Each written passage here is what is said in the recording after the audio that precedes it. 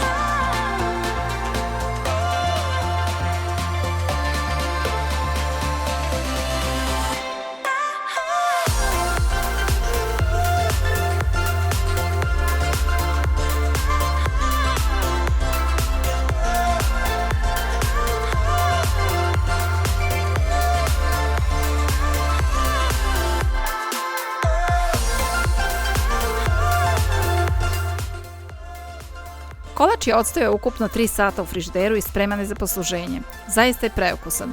Možete ga praviti za svaku priliku, svečanu ili svakodnevnu poslasticu, bit ćete oduševljeni. Hvala vam od srca ako ste odgledali moj video do kraja, zapratite moj kanal potpuno besplatno, lajkujte, podelite vašim prijateljima i napišite mi komentar. Ostanite zdravi, veseli, sve vas pozdravlja vaša Deko Veca.